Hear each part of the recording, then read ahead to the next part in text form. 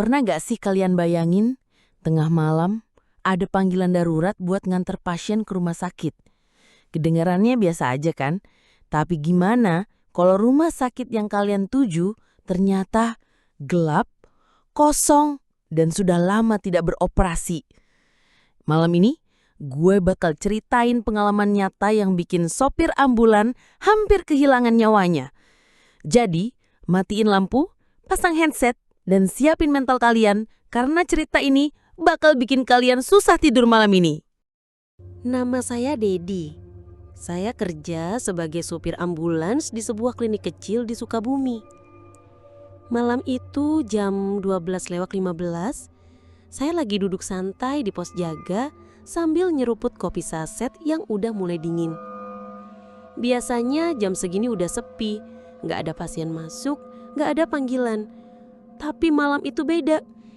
Tiba-tiba HP saya bunyi. Getarnya bikin saya kaget sampai hampir tumpahin kopi. Nomornya gak saya kenal, tapi karena ini kerjaan, ya saya angkat. "Pak, tolong segera antar pasien ke RS Cianjur, darurat." Suara di seberang kedengeran berat, serak, kayak orang lagi buru-buru atau ketakutan.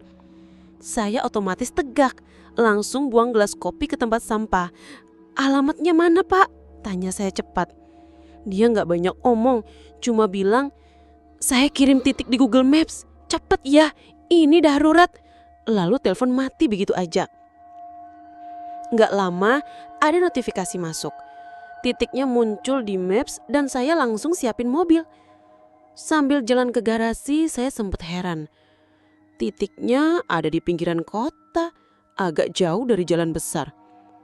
Saya gak banyak pikir, cuma sempat bergumam. Ya elah, tengah malam gini harus keluar kota. Semoga gak ada hal aneh-aneh. Saya hidupin mesin ambulans, nyalain sirine biar jalan lancar. Angin malam dingin banget, masuk dari jendela yang sengaja saya buka dikit biar gak ngantuk. Sepanjang jalan cuma ada lampu jalan yang jaraknya jauh-jauh. Suasana sepi, cuma suara sirine dan mesin mobil yang kedengeran. Saya perhatiin jalan di Maps dan makin lama jalannya makin kecil. Gak ada rumah, gak ada kendaraan lain. Akhirnya saya sampai di titik itu. Ada sebuah rumah tua, kelihatan kusam, catnya ngelupas, halamannya luas tapi gak ada lampu. Satu-satunya cahaya cuma dari lampu ambulans saya yang mantul di tembok rumah itu. Di depan pagar berdiri seorang bapak tua. Bajunya lusuh, celana kain panjang kumel, rambutnya putih berantakan. Wajahnya gak kelihatan jelas karena dia nunduk. Saya turun nyamperin dia sambil bilang, "Bapak, ini ambulans dari klinik Sukabumi. Tadi ada yang nelpon minta jemput pasien darurat." Bapak itu gak jawab. Dia cuma angkat kepala pelan-pelan, matanya sayu, pandangannya kosong. Lalu dia bilang pelan, datar, kayak gak punya tenaga, "Ini pasiennya, tolong cepet bawa ke RS Cianjur." Saya nengok ke arah pintu rumah, ada cewek muda, mungkin sekitar umur 20-an, tiduran di atas kasur lipat yang udah dipindahin ke ruang depan. Lampu rumah redup banget, cuma satu buah lampu kuning yang kayaknya udah mau putus. Saya jalan mendekat. Cewek itu mukanya pucat barah, bibirnya kebiruan, matanya merem rapet, napasnya gak kedengeran sama sekali. Saya sempat nunduk buat mastiin, tapi bapak itu buru-buru bilang, "Cepet Pak, tolong cepet bawa dia, udah darurat." Nada suaranya pelan tapi bikin saya gak enak. Saya ambil tandu, angkat tubuh cewek itu pelan-pelan. Badannya dingin banget, sumpah dingin kayak es batu. Saya langsung mikir, ini orang masih hidup gak sih? Tapi karena saya supir ambulans, tugas saya cuma bawa, gak boleh banyak mikir. Saya masukin dia ke belakang ambulans, nutup pintu rapat-rapat. Pas saya mau berangkat, saya sempat nengok lagi ke arah bapak tua itu. Dia berdiri di depan pagar, gak gerak, cuma ngeliatin saya. Matanya kosong. Saya sempat mau bilang, "Pak, ikut atau gimana, tapi entah kenapa lidah saya keluh. Akhirnya saya cuma masuk mobil, nyalain mesin dan tancap gas. Di dalam mobil cuma ada saya dan pasien itu di belakang. Biasanya kalau pasiennya kritis, saya bisa dengar suara napas berat atau paling enggak ada gerakan. Tapi ini sunyi, enggak ada suara sama sekali, enggak ada gerakan. Saya coba enggak mikir yang aneh-aneh, fokus ke jalan. Tapi setelah beberapa menit, rasa enggak enak mulai datang. Dari kaca spion, saya bisa lihat sedikit bagian tubuhnya. Dia tiduran kaku, matanya ketutup kain putih. Saya nggak yakin itu kain penutup atau apa, tapi jujur mirip banget sama kain kafan.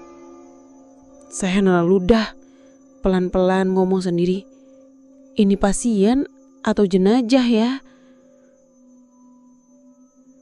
Saya coba hubungi nomor yang tadi nelpon, tapi nggak aktif. Saya ulang berkali-kali, tetap sama, nggak bisa dihubungi. Sementara itu, ambulans saya terus melaju di jalanan gelap yang makin sepi.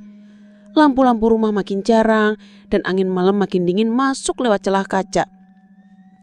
Tiba-tiba dari belakang saya kayak dengar suara. Bukan napas, bukan gerakan. Lebih kayak suara kain diseret pelan. Saya langsung nengok ke spion lagi. Cewek itu masih tiduran, kaku, gak gerak. Tapi saya yakin tadi saya dengar suara. Saya tarik napas panjang, coba nenangin diri. Tenang Det, jangan parno, fokus nyetir, cepet sampai, kelar kerjaan. Tapi rasa gak enak itu gak hilang. Apalagi pas saya sadar, dari tadi saya belum lihat satupun mobil lain di jalan. Gak ada truk, gak ada motor, gak ada apa-apa. Hanya saya, ambulans dan pasien yang entah masih hidup atau enggak. Dan pas saya lirik spion sekali lagi, sumpah saya lihat posisi tangannya berubah. Tadi dia tiduran dengan tangan di samping badan. Sekarang tangannya kayak sedikit tertekuk mengarah ke pinggang. Saya tarik napas keras, hampir injak rem. Tapi saya paksa diri buat gak berhenti. Saya gas lebih kenceng. Saya coba gak lirik lagi. Cuma fokus ke jalan, pura-pura gak lihat. Tapi perasaan saya bilang dia gak diem. Dia berubah posisi pelan-pelan. Saya tekan gas lebih dalam, jalan yang harusnya saya kenal sekarang terasa asing. Jalur Sukabumi menuju Cianjur itu biasanya ramai walau malam. Apalagi ada jalur besar yang sering dilewati truk. Tapi sekarang sepi total. Dari tadi gak ada satu kendaraan pun lewat. Hanya gelap, suara musik ambulans dan sirine yang sesekali saya bunyikan biar gak merasa sendirian. Google Maps masih menyala di layar dashboard. Tapi saya merasa ada yang aneh. Jalannya kelihatan panjang banget, kayak nggak ada ujungnya. Setiap kali saya kira mau ketemu pertigaan atau lampu merah, ternyata cuma ada belokan kecil dan gelap lagi. Saya perhatiin layar EP, garis birunya normal, tapi pandangan saya ke depan nggak pernah ketemu tanda-tanda kota.